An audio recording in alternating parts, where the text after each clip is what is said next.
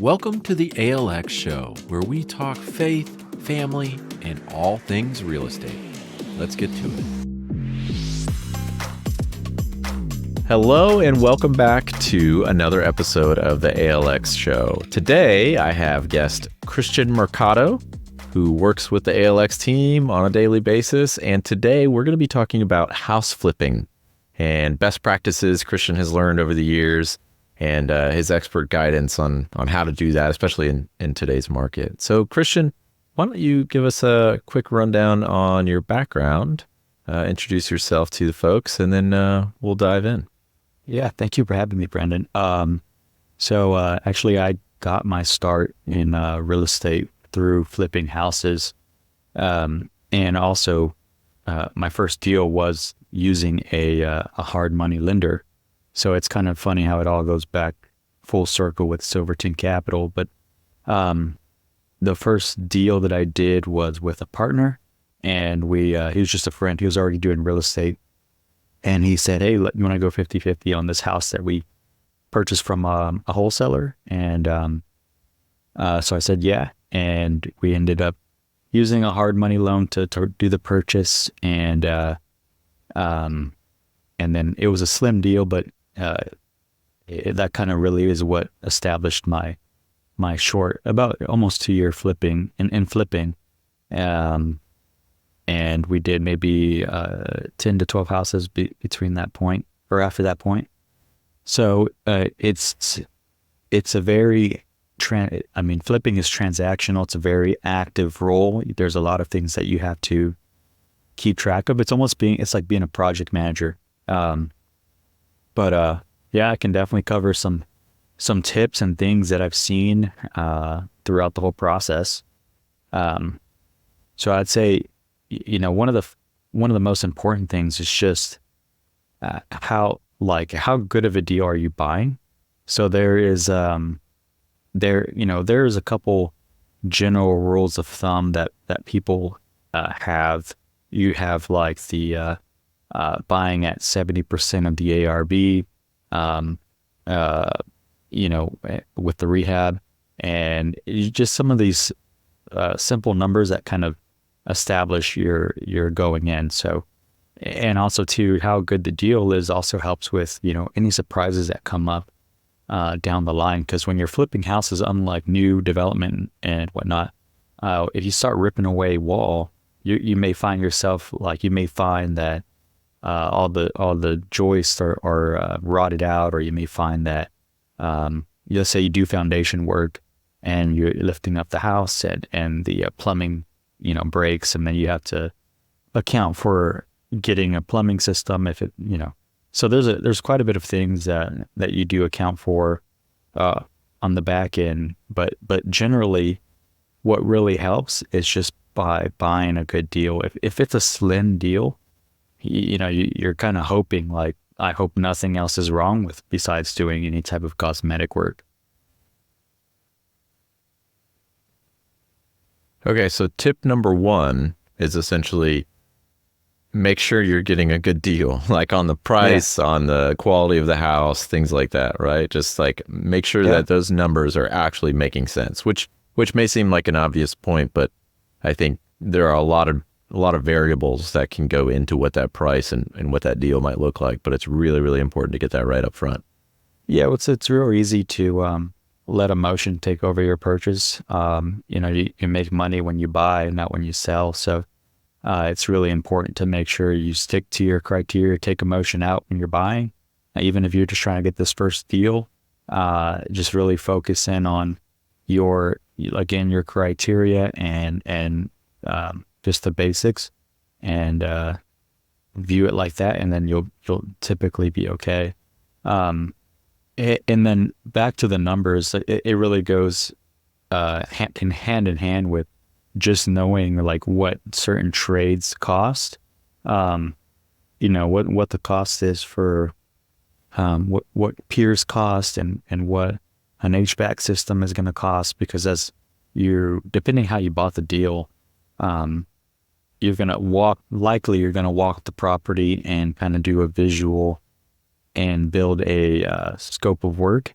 And so you only get to see the property once because it's being marketed, sold as is. There's very few timelines to view the property, very short period. And, you're not getting an inspection and pre-inspection before if you're buying off market as is properties from like wholesalers or, certain individuals like that. So you've got a little bit of time to really know what you're looking at and know what the numbers are for each of those trades. So you walk it, you build out a sheet, and you've come up with a rehab amount of like $40,000, and you may have a contingency in there for if something does go, if something happens, you always got to have that extra contingency budget for that. So, and then me personally, I've always gotten an inspection after the fact, just because when you go to sell the property, there's some items you're gonna have to take care of anyway. So while it's, let's say gutted or what have you, you can go ahead and take care of those little things early on, so that's not an issue down the road. Well, since this is the first and most important tip that really I'm sure a lot of the other ones hinge on, I want to spend a little bit extra time. Do you have any like the top 3 numbers or metrics that you're looking for when you're analyzing a house, even if it's just like a rule of thumb? Like, I'm looking for, the price to, rehab ratio to be somewhere in this ballpark, or maybe like the, final sale amount to the price I'm paying somewhere in this ratio. Anything like that you could just get like a feel for the property if it's good or bad deal as you're screening? Yeah, just like just the general rule, like I said, is just the 70% of the ARV minus the cost of repairs. So, if you have a property that's say $200,000 and repair cost is $30,000, then you're going to use that 70% rule to calculate, which would put you at $140,000 at 70% minus the $30K. So you should expect to pay about $110,000 for that house, and that just really builds in enough spread for, well, one, the rehab amount, builds in enough spread for holding costs. So holding costs are another thing that people kind of tend to forget about. So you have your insurance, you have utilities and maintenance, like anything, any little thing that's a monthly cost throughout the next, let's just say 3-4 months while you're holding the property. Real estate fees, closing costs, paying a broker, all those things are kind of baked into that rule. So it really ensures you're profitable. Another thing that when I was flipping, I was focusing on was to be able to return at least 20 to 25% on a flip. So, you really gotta find a good deal. And like I said, it goes back to really just making your money when you buy. Okay, great. Awesome. Okay, so let's jump into some of the other tips that you've learned over the years, and maybe some, along with that, maybe some challenges or mistakes that maybe rookies just getting into it have, or, kind of a common pitfalls that people fall into that you've kind of learned and could help some of our listeners avoid those if they're getting into it.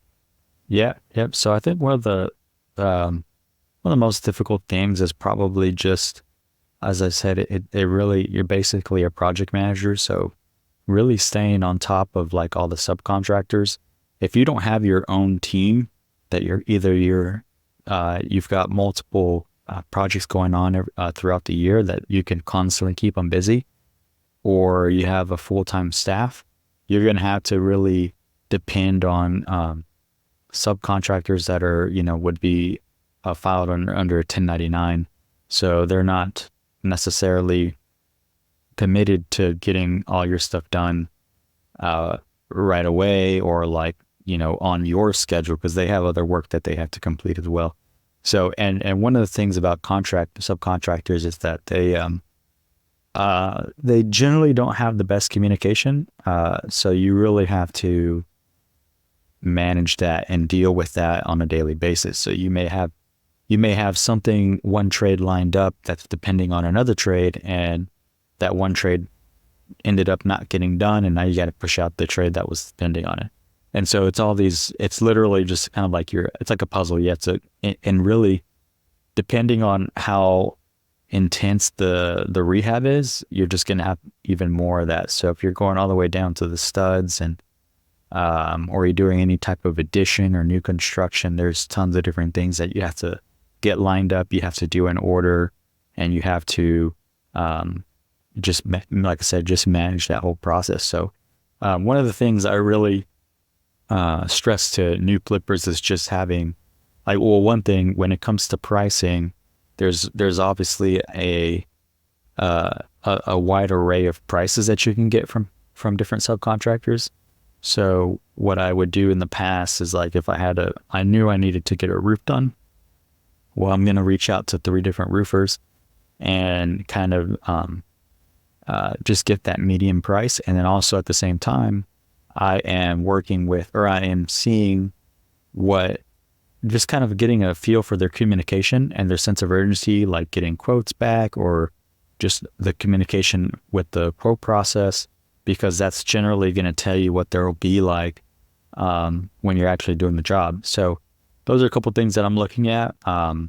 And so once I pick a bid that I'm happy with, and it's, not super expensive, but not super cheap, those are the ones I start building a list. I kind of build like a dedicated contractors list. So that way, when I do have future flips, I can just call them and give them the first shot at getting the job done.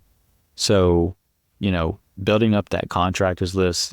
Another thing with subcontractors is just, I've seen a lot of people get burned by paying for whatever the trade is before it's even done. A lot of times, unfortunately, you have subcontractors that will take off with your money and leave you in a bad spot. So that's not where you want to be. A lot of times what I was doing is, let's say I would pay for the supply, and I probably, depending on what the trade is, I'd drop off materials myself, and then I would wait until the job's actually done before I pay it out. So that's another really important thing. And then just, along with managing each of these subcontractors, you also have to keep in mind your timeline that you've established to get this done. So, for example, when it comes to private lending, the general term is 6 months.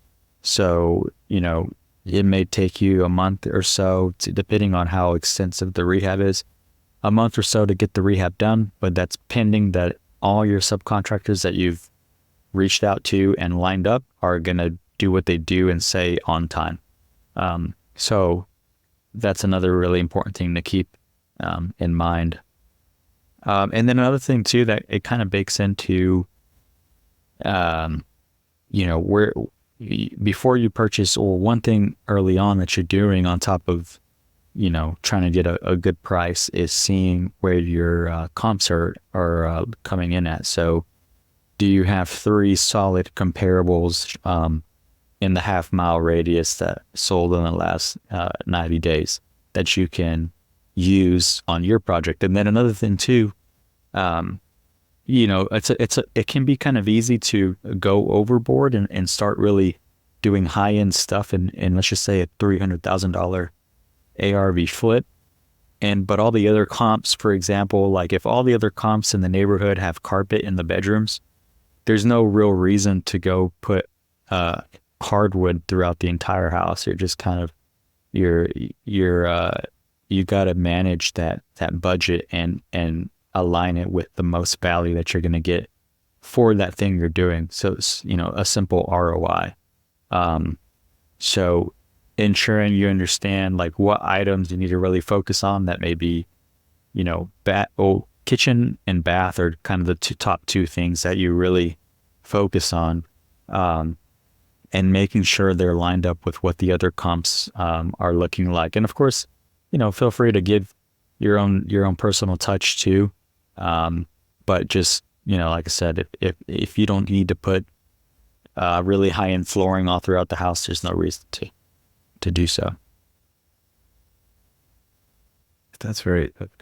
So if I could kind of summarize where we're going with a lot of these different tips, is maybe the 3 Ps.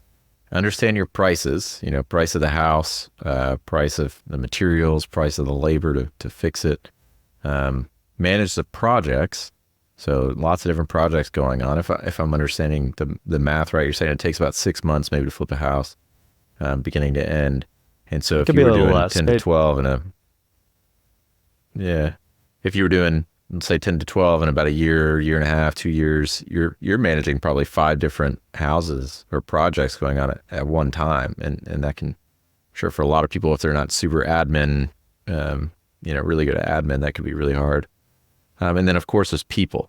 So it's manage prices, manage the projects, and then manage the people. And there's always a people element. Somebody gets sick, or, they're not getting back to you, they run off of your money, that kind of thing. And if you can manage those, it seems like maybe that's a good rule of thumb for these 3 quadrants of ideas to keep in mind while you're doing this project. Is that more or less kind of where we're getting at? Yeah, I mean, that's a way to summarize it for sure. There's a few other things to make sure you have a decent exit plan. If let's just say initially, whenever I was purchasing any property, I wanted to make sure it would work as a rental as well. Simply because let's just say it doesn't sell for whatever reason, or it doesn't sell and it doesn't meet your return metrics, does it work? Does it make more sense as a rental? Or will it work as a rental if it doesn't sell? So there's a few different things that you really have to consider on that end as well. And considering that before you go into the deal would just help set you up for success a little later down the road if it does come to that. That's a great tip.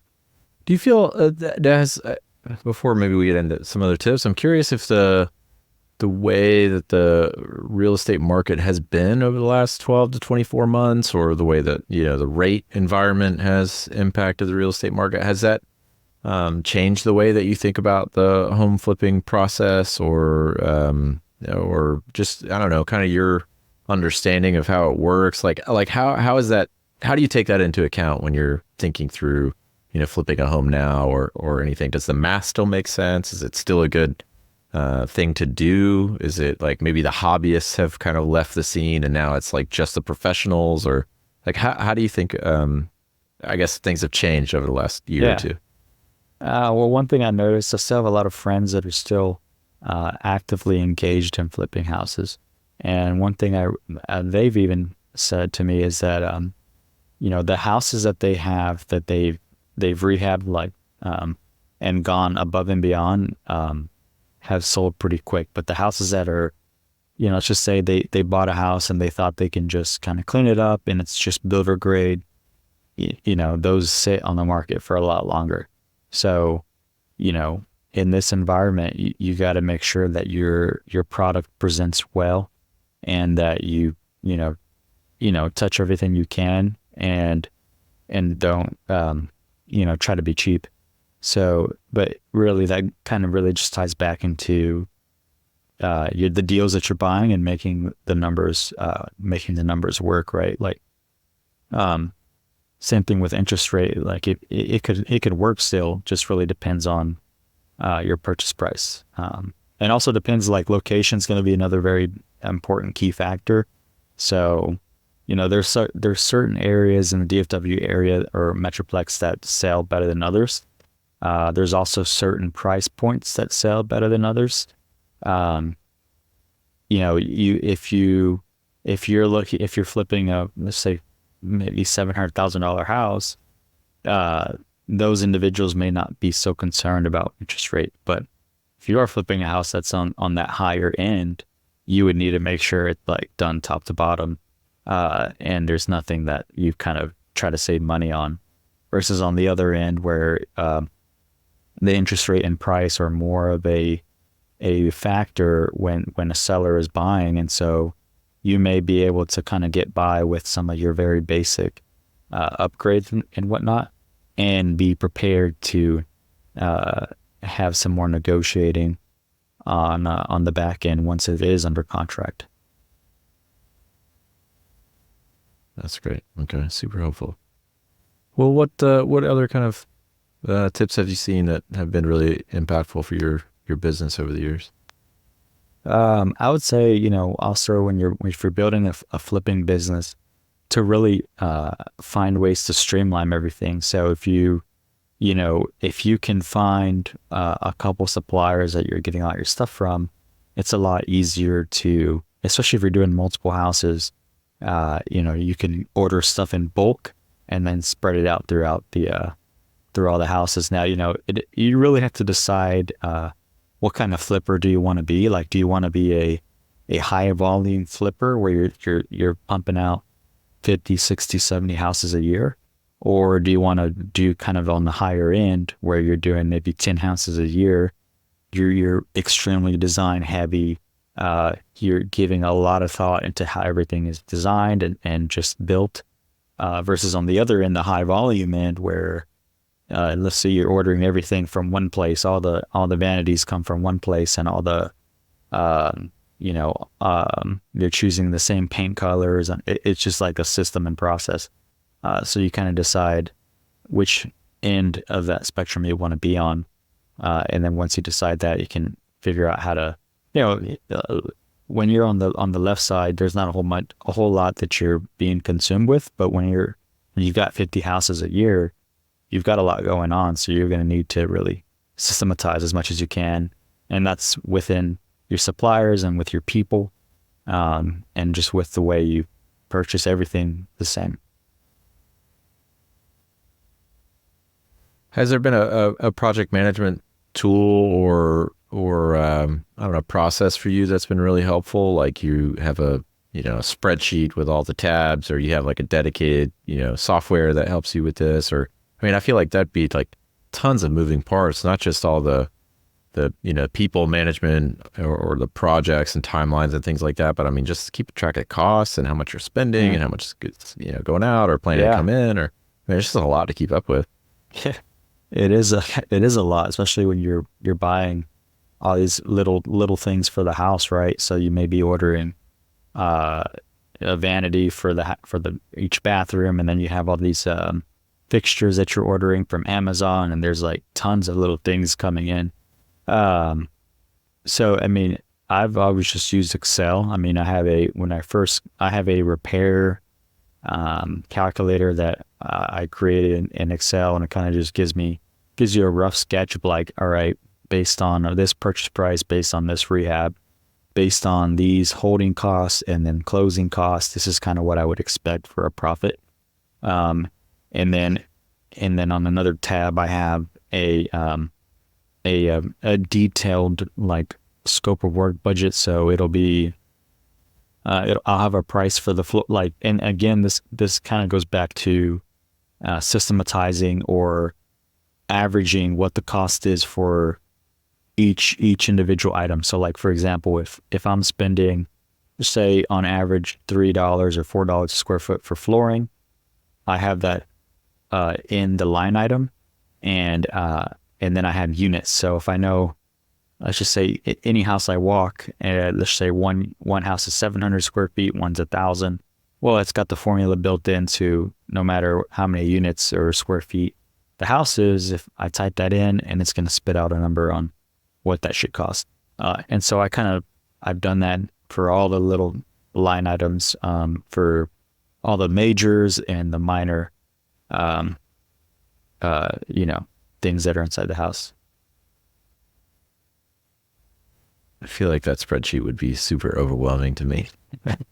I'm curious, have there been some kind of like resources over the years that have been helpful? I know, for example, like Bigger Pockets has been like a big, content, they got a podcast, they got videos, all kinds of stuff. Have there been things like that have been really helpful for you to learn from? Yeah, no, for sure. I mean, when I first got started, I was listening to Bigger Pockets podcast like all the time. Because when I first got started, I was working at a logistics company. And so basically all my real estate ventures were on the side, up until like 2020. And so, any opportunity I got, I was listening to Bigger Pockets podcast. I was, reading books. A lot of real estate investors, have read Rich Dad Poor Dad by Robert Kiyosaki. Like there's so many of those entry level resources out there. YouTube is another fantastic resource. And anytime I drove, it was just mobile university. So I was always listening and educating myself on that process, and then just really staying in tune to what the prices of things cost, because, back in 21, I think, or 22, the price of lumber really just shot through the roof. So it's, because that's going to affect what you're doing, and that's going to affect your profit margins.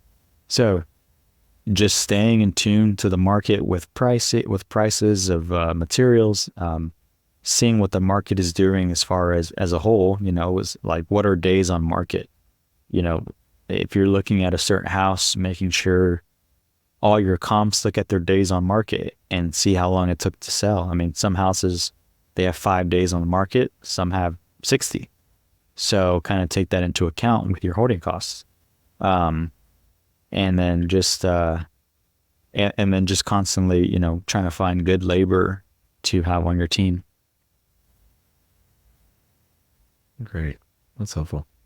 Do you have any maybe closing thoughts on some of the more, I guess, like paper-based complications like taxes, title, any kind of registration, fees, government regulation, inspections, things like that, like the paperwork in? So maybe I could add one to our 3 pieces, prices, project, people, and paperwork. Anything like that? I mean, as far as like, property taxes are concerned, or anything like, I mean, that's going to be dealt with at the title company. There's some lending things that you'll want to know, like if you flip the house within the 90 days, that an FHA buyer cannot purchase without waiting those 90 days. So, that can affect you if you have a buyer that gets the house under contract under a conventional loan, and then halfway through they get switched to an FHA, and so now you have to wait those additional 90 days. And those are things that you should be working with your listing broker, and kind of deciding, should we put it back on the market, or should we just wait it out? Like what makes the most sense? Because going under contract and then going back on the market is tough, because people are always, especially new buyers, they're wondering why it fell out of contract. And so kind of it can kind of give that negative perception. And then it's just going through the whole process over again, and the negotiation and all that stuff. So ideally, it's nice whenever you can just get under contract, everything goes smooth in the inspection, and you get to the closing. And that kind of goes back to, getting that inspection done after you purchase the property. So that way you can kind of address any of those little things that could come up in the buyer's inspection, and address anything serious. Because, there's a lot of issues like foundation issues or what have you that can scare off buyers. So just making sure you get all those things taken care of, anything major taken care of, and then on the small things you can negotiate. Any last final thoughts on like advice you wish you knew, years ago when you were getting this, just like this, any kind of nugget somebody passed along to you, or anything you learned the hard way that you wish you knew ahead of time? Trying to think. I'd say, I think a lot of people trying to get started, I think they may be a little nervous about like trying to find the capital that they need to get the project done, or that's a reason why they don't submit an offer on the house, or they don't, get the house under contract or whatever. It may just be that underlying fear of like, how do I get the capital to get all this stuff done? And I think you really have to be resourceful, and just kind of creative to how to get it done. So my first couple of projects, I opened an LLC, I opened a business bank account. After a couple of months, I was able to get a business credit card. And so when I was doing the rehab, because the lending company is going to hold back the rehab in escrow. So the way that process works is that they expect you to complete the rehab, and then they will, when it's a process called draws. And so you submit a draw and they send you your money back. So let's just say the rehab is $50,000. And you want to do it within 5 draws. So you do it in spurts of $10,000, and then you submit for a draw, and then they wire you that money back. So basically, let's just say you had a limit of $15,000 on your business credit card, and you're able to put $10,000 on the business credit card, get the draw back, pay off your card, and do it until you get all that money back. So it's just finding ways like that, like how to be creative on if you're really driven and you want to get something done, how can I be resourceful enough to make it happen, instead of just being like, well, I don't have the rehab money, so I don't know how to, can move forward. Same thing with the down payment. There's so many different things that, like, there's not really a way or a reason that you couldn't move forward with a project if it's involving money. There's different ways to be creative with other people's money and moving forward with that. That's great. That's really encouraging, because I feel like, a lot of people wanting to take on some kind of, investing, whether it's real estate or other, that capital can be really daunting to feel like you can't get a hold of it. But, to your point, being creative, being resourceful, finding a way, there are ways out there. There are people with money who want a high return on their investment projects. Yeah. And I know that's something that you guys work with on the Silverton Capital side of things. You've got the private lending arm. So if you have investors wanting to take on projects, things like that, Silverton Capital is a great resource for that. And then on the ALX real estate, the sort of the main entity of the ALX group, lots of resources and great team there to help you navigate some of these complexities and nuances in the real estate market. Yeah. So exactly. Christian, I'm so thankful for you to present your expertise to us and help us, understand this, what can be a complicated process, but really appreciate you and your operations expertise that you're bringing to the ALX team. And I'm excited to see where Silverton goes and where your real estate investments will take you in the future. So thank you so much for joining. I believe we'll have you back in a couple of weeks. And so I'm excited to talk to you then. Yeah, sounds good. Thanks for having me. All right. We'll talk soon. All right.